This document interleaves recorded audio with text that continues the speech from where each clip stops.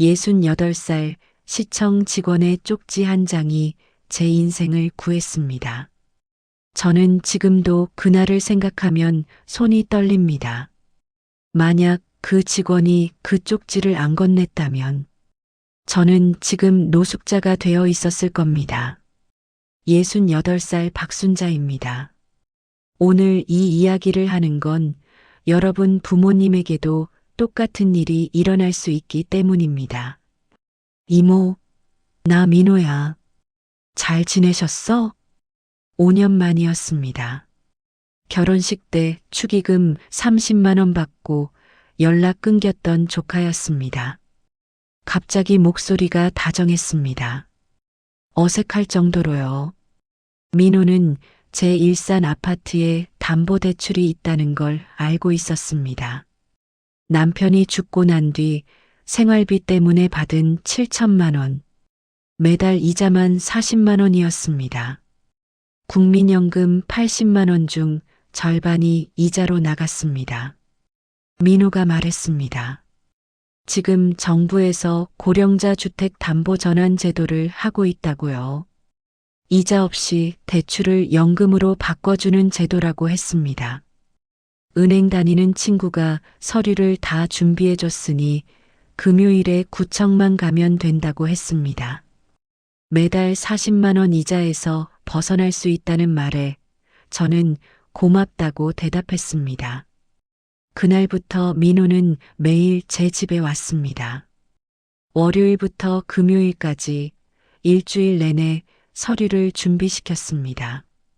도장을 찍게 하고 사인을 받고 주민등록 등본에 서명하게 했습니다.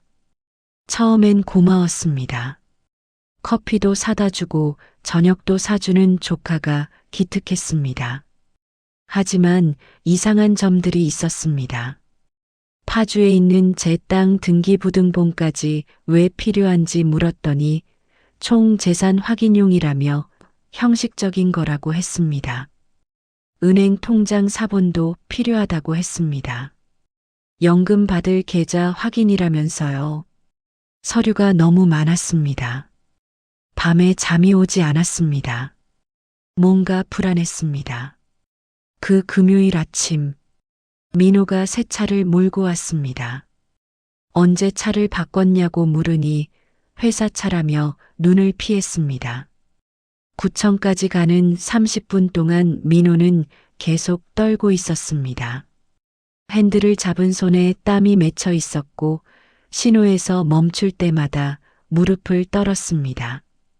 토지관리과 3번 창구에 앉았습니다. 40대 중반쯤 되어 보이는 여성 직원이 안경 너머로 저를 조용히 봤습니다. 민호가 주택담보전환 신청이라고 말했습니다. 직원이 서류를 넘기기 시작했습니다. 한 장, 두 장, 세 장. 갑자기 손이 멈췄습니다. 직원의 얼굴이 굳었습니다. 서류를 다시 한번 천천히 들여다봤습니다. 잠시 뒤 직원이 책상 서랍을 열었습니다. 작은 쪽지를 꺼냈습니다. 그리고 서류 사이에 끼워서 제게 밀었습니다. 마치 실수인 것처럼 자연스럽게요. 바로 그 순간 민호가 제 귀에 입을 바짝 대고 속삭였습니다. 빨리 사인하라고, 형식적인 거라고 말했습니다. 목소리가 갈라졌습니다. 식은땀 냄새가 났습니다.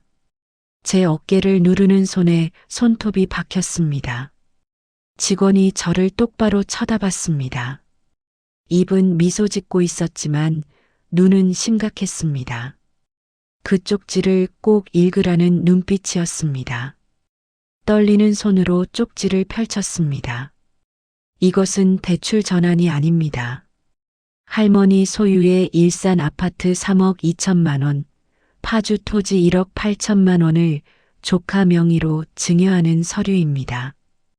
파주 토지는 GTX 개발 확정 지역으로 내년이면 3억이 넘습니다.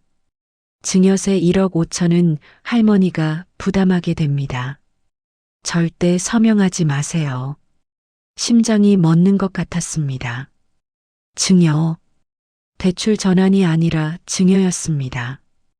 5억을 민호한테 주는 서류였습니다. 거기다 증여세 1억 5천까지 제가 내야 했습니다. 집도 없어지고 빚만 1억 5천이 생기는 거였습니다. 더 충격적이었던 건 파주 땅이었습니다. 남편이 30년 전 20만 원 주고 산 농지. 쓸모없는 땅이라고 생각했던 거였습니다. 1억 8천? GTX 개발?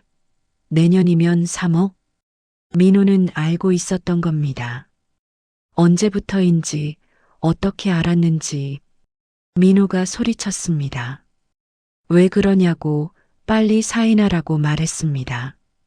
그 다정하던 목소리는 완전히 사라졌습니다. 직원이 일어나서 저쪽 상담실에서 자세히 설명하겠다고 말했습니다. 그러면서 복도 끝을 아주 짧게 봤습니다. 거기 비상구가 있었습니다. 민호가 직원에게 소리쳤습니다. 뭘 설명하냐고 서류 다 맞다고 고함쳤습니다. 얼굴이 빨개졌습니다. 저는 조용히 한 걸음 뒤로 물러났습니다. 민호가 어디 가냐고 물었지만 대답하지 않았습니다.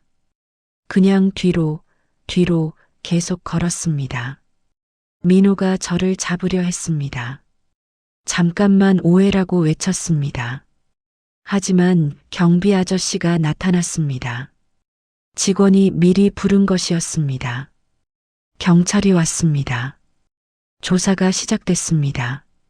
민호는 3개월 전부터 이 일을 계획했다고 합니다. 부동산에 다니는 친구에게 GTX 정보를 들었고 제 파주 땅이 개발 지역인 걸 확인했다고 합니다. 일주일 동안 매일 와서 저를 속였습니다. 고령자 주택 담보 전환 제도 같은 건 없었습니다. 전부 민호가 만든 거짓말이었습니다. 더 충격적이었던 건 민호 혼자가 아니었다는 사실입니다. 민호 아버지, 그러니까 제 친오빠도 알고 있었습니다. 경찰 조사에서 오빠가 한 말이 기록에 남아 있었습니다.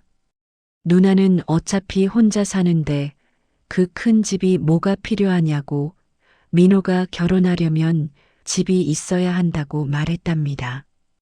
친오빠 입에서 나온 말이었습니다. 그 구청 직원분 이름은 김혜진입니다. 15년 경력 토지 담당 공무원입니다. 나중에 혜진님이 말씀하셨습니다.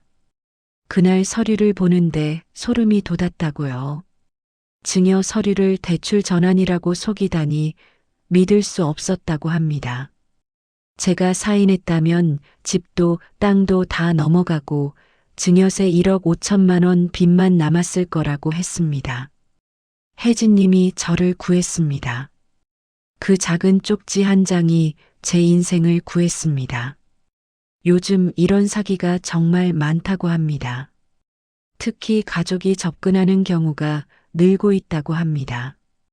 이런 말 조심하세요. 정부 지원금 신청 도와줄게요. 대출 이자 없앨 수 있어요. 세금 환급 받을 수 있대요. 복잡하니까 제가 다 준비했어요. 위험 신호들. 5년 넘게 연락 없던 가족이 갑자기 나타남. 형식적이라며 급하게 서류 사인 요구. 혼자 오라고 하거나 다른 가족 만나는 걸 막음. 등기부등본, 인감증명서 같은 중요 서류 요구. 다른 사람한테 말하지 말라고 비밀 요구. 부모님께 꼭 전해주세요. 중요한 서류는 절대 혼자 결정하지 마세요. 다른 가족에게 알려주세요. 변호사나 법무사에게 문의하세요. 구청이나 주민센터에 직접 전화해서 확인하세요. 가족이 해준다는데 뭐가 문제냐고요? 바로 그 생각이 문제입니다. 그 후 저는 민호를 고소했습니다. 사기 및 사문서 위조로 집행유예 2년을 받았습니다. 오빠와도 연을 끊었습니다. 명절에 혼자입니다. 생일에도 혼자입니다.